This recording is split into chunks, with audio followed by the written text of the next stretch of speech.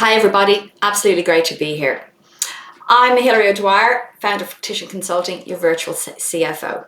So I really believe that numbers tell a compelling story, and as business owners, you aren't necessarily trained to interpret the data that's going to benefit your bottom line. As a finance professional, I can help streamline business processes and to help create a strategy that is going to be based on accurate information and not just a gut feeling. So for today's session, I want to deep dive into a couple of areas about finance and how to demystify it. So we want to have a look at, I'll just move my notes on here. We want to look at what a modern finance function looks like. So the first thing that we're going to look at is what is a modern finance function and what does it look like to me and what am I experiencing with my clients and what am I putting into place for them. So the first cab off the rank is your cloud accounting software. So I use Xero exclusively, so I'm going to refer to Xero as that software, but obviously MYOB or QuickBooks or whatever all do exactly the same job. So it's all about getting the software set up properly and being able to use it. Now, who is going to use it? Is it going, you as a owner is absolutely going to be using it because it's going to be your source of truth. Looking at your bank statements or looking at your bank online on your phone every day is not telling you information. That's simply telling you what cash is in your bank right now. There are a lot of apps out there that we use for doing the heavy lifting in our business, right? So the first couple of things that spring to mind is getting the source documentation into Xero. So for that, I use HubDoc, but you could use something like Receipt Bank, and that's using OCR or optical character recognition to take all the data off the invoice that you're uploading into Xero, and it's doing all the keystrokes. And you tell it where to put it in Xero every single time, and it does that forevermore. Now that's absolutely brilliant, and that is actually reducing wildly the amount of hours that people used to spend inputting invoices into systems. So that's a great thing. Other things that people use will be an invoicing system if Xero doesn't do it for you. There's also loads of payroll apps that all plug into Xero that help do the things that you need to do and do all the heavy lifting. So Deputy for payroll, there's another one is Employment Hero, there's all sorts like that. There's timesheet functions, there's POS systems that link straight into Xero as well if you're in retail. So it's all about looking at the ecosystem, as Xero calls it, and making sure that you're getting the best thing that can plug into there. So the next thing I've got there on the slide is a bookkeeper. Now, bookkeeper is absolutely fabulous and I love working with them and they're absolutely brilliant. So you might decide to get the bookkeeper in and they might do an hour a week or an hour a month or 4 hours a week. It really just depends on what kind of transaction level you've got going on in your business. So they are great. They can do your payroll for you. I think the key is that they're going to be doing your bank reconciliations for you and all that kind of thing, right? So that's going to be your bookkeeper. Then the next bit that's coming into play then, which is where I step in and people who perform my role, is the virtual CFO. So this is where you're getting expert advice at a much more strategic and advisory level. So this is assuming that all the data is done and all the basics are in place. All the building blocks are there. And then I come in and I'm helping with compliance, strategy, forward planning, issues that you may have, dealing with the ATO, where are we going with the revenue, what's wrong with the accounts, what's wrong with the numbers, what's right with the numbers, how can we replicate that, and all of the other things that go on. For bigger level clients, it's going to be board reporting, it's external audits, there's all sorts of things, but it scales up and down depending on the client. And finally, we're going to have the tax accountant. They do your tax returns at tax time. And you have to have one of those because that's what we need to get done. We need the tax returns filed. If you use a tax accountant, you get to file 9 months or 10 months after the actual due date, the end of the financial year. So you're getting a bit of time there to build into your cash flow function. So I'll use an example of a large client of mine. They're a tech company. They have 40 staff across New Zealand and Australia. They have revenue in the millions. And I came on board about 18 months ago with them, and I put in place a bookkeeper who does about 4 hours a week. I'm on board at quite a high level, quite an involved level, because there's a lot going on and there's board reporting and all sorts of things. And then we have a tax accountant and an external auditor. So that is what that finance function looks like for a modern business. We don't have endless people sitting in finance And then obviously, understandably, as a company grows, the bookkeeper isn't going to be adequate anymore because they'll need more time. So I normally then put in someone at a mid-level responsibility into the finance function there in the team. And then I will eventually then cycle out of that business because they will want a full-time CFO. And that's the way it goes. But it's about scaling up your needs as you grow. So that's how I see finance functions being built at the moment. That's kind of your perfect way to go.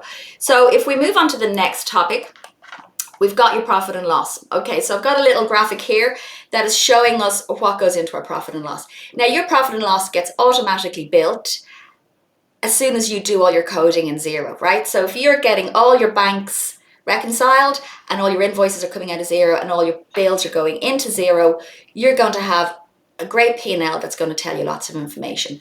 So what kind of information are you going to get out of it? So it's going to tell you your bottom line. So all your revenue goes in, all your expenses come out, and if your revenue is bigger than your expenses, you're profitable. But not every business wants to be profitable because they're actually trying to grow their business. So they're saying, no, we want to go for market share, but in order to grow that market share, we have to spend big on things like people and advertising. So they're not going to be profitable in the short term, but that's okay, and that's part of their strategy. So other things that you can get out of your profit and loss will be some great metrics, right? So you can look at your gross profit margin, which is the difference between what it cost you to produce your product and what you sold that product for.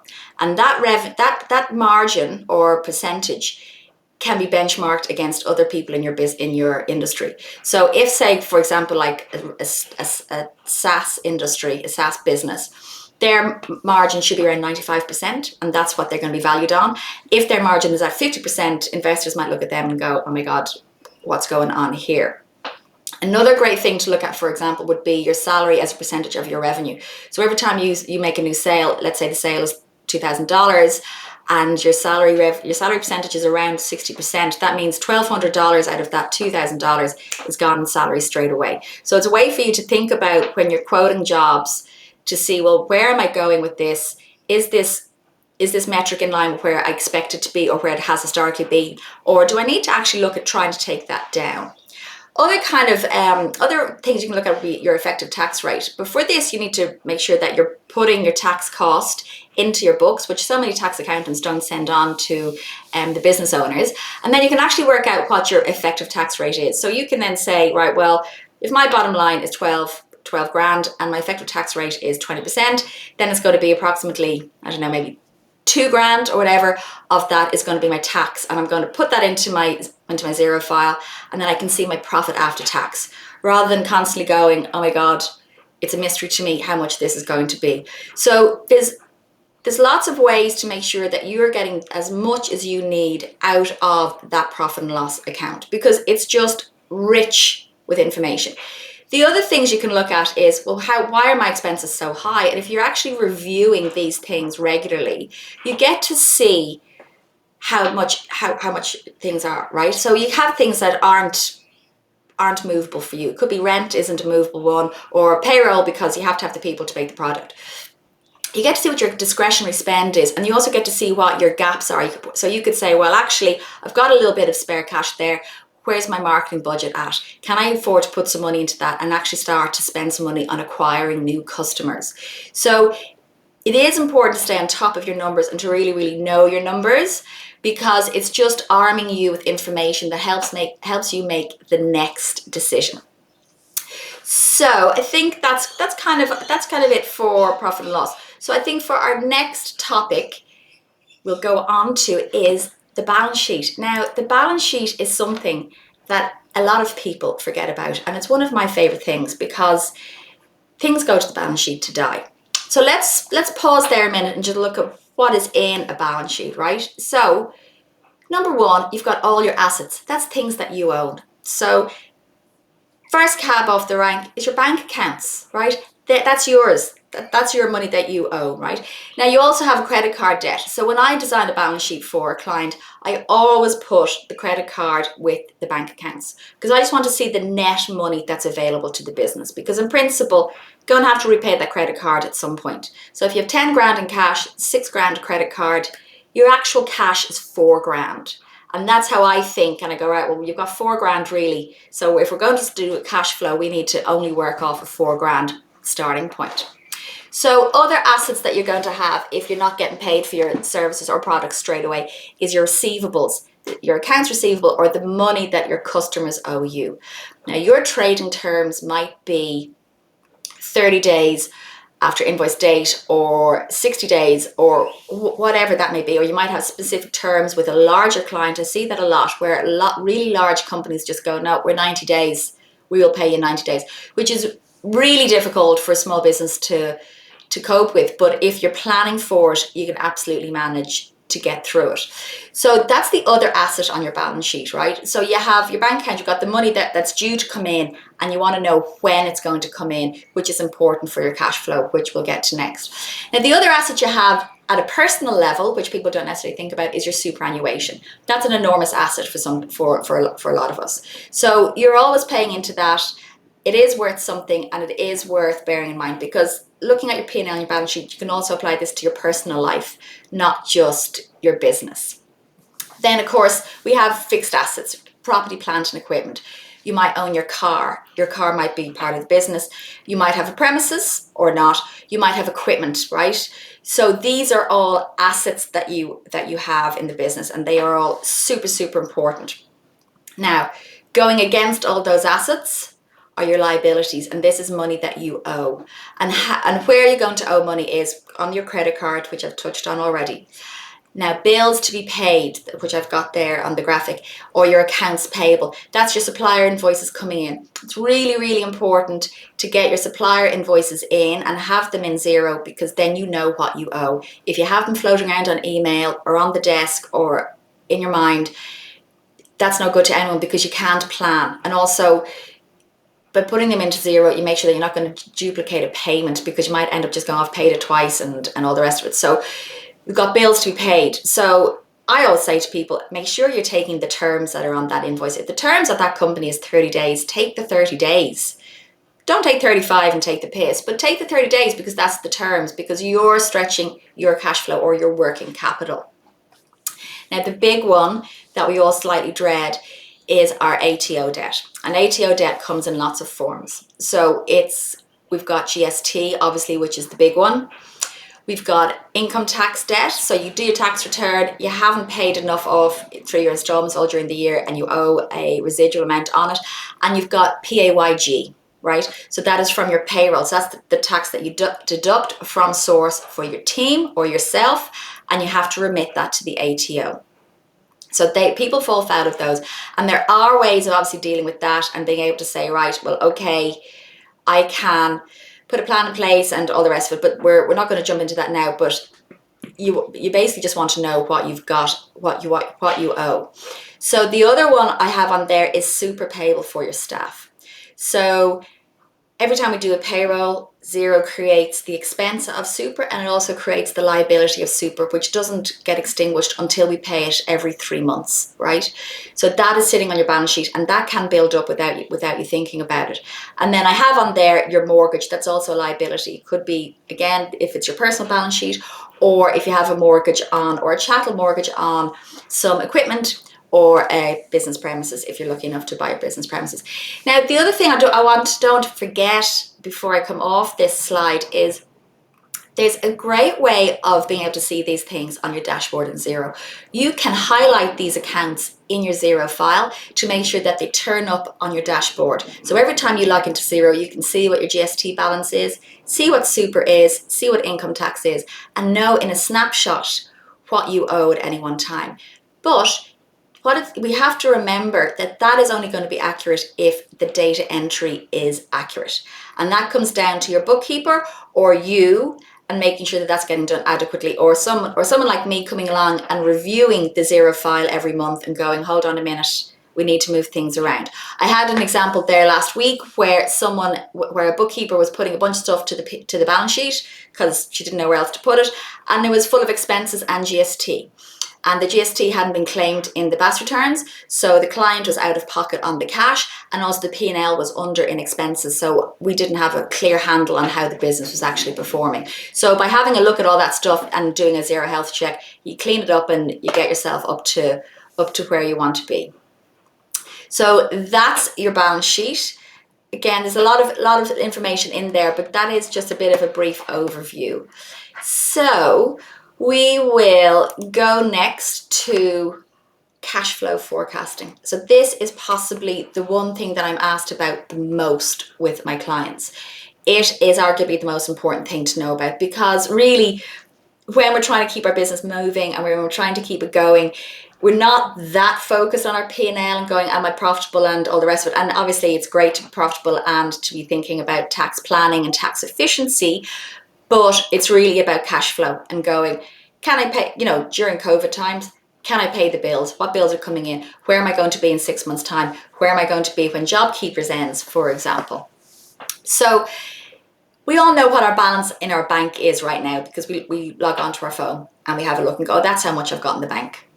But that's not, what's that telling us? What we want to know is, where are we going to be in 3 months' time, 6 months' time, or 24 months' time? I'm doing a capital raise at the moment with a client, and we're doing a 24-month model, and we want to see when the money runs out, because we're going to get X amount in April, and we want to see how long it's going to last us before we do the next capital raise. So we're building this cash flow, and absolutely everyone can do it. You can get help with people to do it. There are apps out there that you can use to do it. Float is a pretty basic one. I use things like Spotlight and Futurely, but they're kind of more three-way forecastings, so they're kind of slightly more complicated. But there's a great report in Xero that not a lot of people know about, and it's called the Cash Summary. And that's based on your actuals, and that can be quite different to your P&L, because in your P&L, that's based on accruals or what you've booked. So you might have booked 30 grand of revenue for the month of March, but you only get in 12 grand of cash for revenue because people aren't paying you. So that's a real mismatch there between your cash accounting and your accrual accounting, and it's important to understand that difference. But on the cash summary in this particular report, and I love it because it's such a great snapshot, and it's a great way to extrapolate forward. It shows you what you spent your money on in every line. So advertising, accounting fees, subscriptions, that's another great one, marketing, and so on, drawings, right? If that's how you're removing money from your business. So you can pull that out of Xero. It does it for the month, it does it by average, it does it year to date. You can do it in all sorts of ways, and then you can use it at a very simple level to extrapolate forward. And this is where it's important to have everything in Xero. So in Xero, you can say, right, I've got a bunch of supplier invoices in there. I'm going to date them for payment in 2 weeks' time, because that's when I'm going to do my next pay run. I'm not paying everyone every day. I'm doing it when I do the books. And you start to build up these scheduled payments, which you can then pop into, at a simple level, your Excel spreadsheet. So you start off with your opening cash balance, have all the ins and outs, and you're going to see a closing cash balance out there. Then you can apply some sensitivity analysis to that basic model. So you can say, right, well, actually, I've got an uplift. I know I'm getting a new client. They're coming online in 3 months' time. That's going to be a jump of revenue there. Or actually, no, my cost base is going to drop because I've come out of a contract for something or other. And you can apply these different sensitivities and see how that impacts your bottom line. You can put in an extra staff member, for example, and say, right, actually, will the business support it? Again, not at a profitability level, but at a simple, can I pay for this in cash level? So that's so important and so helpful, and updating it all the time is really crucial, and marking it against your plan is really important. I do that for my big clients, where we have a cash flow budget, and we report against the cash flow budget every month as well as the P&L budget. We want to understand what those movements are, because we know things change, because Super's only paid quarterly, BAS is only paid quarterly, and so on. So just understanding those big movements is kind of important. But there's lots of tools out there to do it, but also it's great to get help with this kind of stuff. So I'm going to move on to my next slide, my last slide as well. And I didn't want to finish this presentation without talking about compliance. So compliance gives people the heebie-jeebies, I think, a lot. And I don't, it's easy for me to say because I'm used to it and I kind of go, no, it's all right, we just deal with it. But it is important if you understand what your obligations are once you're in your business or before you launch yourself into your business, because the onus is on you, the business owner, to be aware of your obligations to the different governing bodies, right? So let's just trot through the list and have a quick chat about what we've got here. So number one, your BAS return, right? I spoke to someone last week and I said, well, why have you registered for GST? And she said, well, I'm going to be earning X. So don't register for GST until you're going to be earning more than $75,000 in the coming 12 months. Once you do register for GST, you have to charge everyone GST on everything that you do. That's all, unless it's going overseas. Then there's different rules. But you also get the GST back when you buy something. So let's say you're paying your accountant, they charge GST, you're paying the difference. Now, the other point to remember is your P&L has no GST in it because it's not an expense. GST is a tax that you simply collect for the government and you pay to them when it's time. On your BAS return, you're also going to have your PAYG for your payroll, which is your PAYG withholdings. And then you also might be paying your income tax installments if you're now in business for a couple of years, because the ATO know you filed an income tax return and they're going to start to want to get that money as they go along rather than waiting till the end of the year. So they need to be filed. You're better off filing them on time. It doesn't matter if you don't pay them on time, but you are better off filing them. And I think everyone realized that last year during COVID when they weren't getting the boosters, etc., that they were entitled to because they simply hadn't filed their returns at all, irrespective of whether they paid them. So the ATO are very, very helpful in terms of putting together payment plans. So I would always urge people to file the returns and then figure out payment, but to not let the payment stop them from filing. Now, at the beginning of the presentation, the slide for the finance function had a lever arch full of paper. And I just wanted to touch briefly on record keeping, because record keeping is very, very important. And the great thing now is that we don't have to have the shoebox. We don't have to give the shoebox to the accountant or to the bookkeeper or whatever. We simply get all the documents in one place all the time and we have them in Xero. So we get it in there through HubDoc or through whatever app's on our phone and it all goes in there. And once you have it all in there, that means that when I come along, for example, and I'm reviewing your file, I can see what that in charge is for and I can say, okay, well, no, it's in the wrong place, or I can move it. Your tax accountant can have a look at it. And also, worst case scenario, if you had to have an ATO audit, they are going to go through all your records, but they simply get access to Xero and they can access everything there. Record keeping you have to do. For everything that you spend over $75, you have to have a tax invoice to claim the GST. And that is why your bookkeepers are probably driving you mad about that stuff already, because that's the rule. Now, you might let it go or not, but the onus is on you as the owner, that if you got an audit and you can't produce these records, you have to pay back that GST. So it is really important to get some good practices in place and to make sure that you've got all your records in there. Single touch payroll has been around for a while now. It was absolutely instrumental in facilitating payments for job keepers and for other thing, and now job maker. So Xero does that automatically, but you need to make sure that your payroll is single touch enabled and it just takes the pain out of it for you. Income tax returns have to be filed. They're annual. That's kind of easy. That's really more just wrapping up what has happened in the past year and tidying up that bit of residual tax. It's, but it obviously has to be done. Now, superannuation is a great one. Because of single touch payroll, the ATO know when and what you owe in super. And they also know now when you pay that super, because you have to notify each fund when you make those payments. So you have to be fully enabled for that in terms of your accounting software to make sure you're compliant. This is one that some people just decide to not pay because they think it doesn't matter. I can tell you now that employees are avidly looking at their super funds and going, you didn't pay this. So, what's going on? And there are huge fines for not paying super. And the other thing to bear in mind as well is that super is paid on more than just wages. It's paid on bonuses and it's paid on commissions. And I've had a couple of clients over the years that have said, no, I don't pay super. And I was like, yes, you have to. And they've had to go back and rectify that because ultimately the employee is entitled to that super. And actually there's been a lot in the press with that for large companies like Woolworths and things where they also got that wrong. So that is something worth to just keep an eye on. And also you want to live by your values and make sure that you're doing the right thing by your employees. Another hairy one, and I'm coming to the end now, so you can relax. Another hairy one is independent contractors versus employees. Now, this is a great one.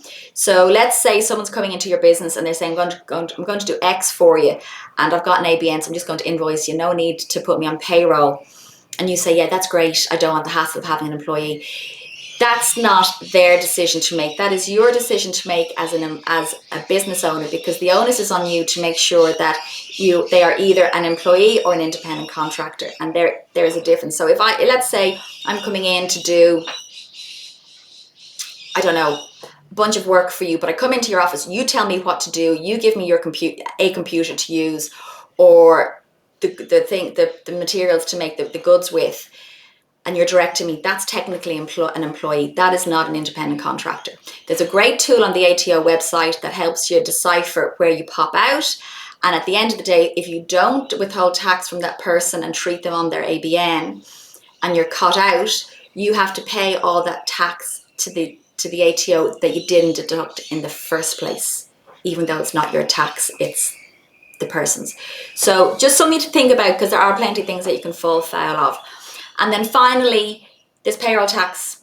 So this kicks in when your salary and wage bill is over $1.2 million, which the threshold has gone up from 750 to that now. So that's at a stretch for people, but that is out there. And again, it's about having the right advisors in place who can alert you to that is happening, because Service New South Wales don't email you and go, oh, look, I think your salary is at a certain level, you need to pay us now. It's down to you to know when these thresholds are met and when you need to be making those payments and making those declarations. So I don't want all of this to be too scary and too overwhelming, but it is worth remembering that having a healthy, functioning finance team, or whether it's outsourced or otherwise in your business, just takes a lot of that angst and anxiety out of your life and lets you get on with what you do best, which is running your business. So thanks very much for listening. I'm Hilary O'Dwyer, and I'll just flick onto my final slide there, which is to show you how you can contact me. You can get me at Titian Consulting or find me on LinkedIn. So thanks very much.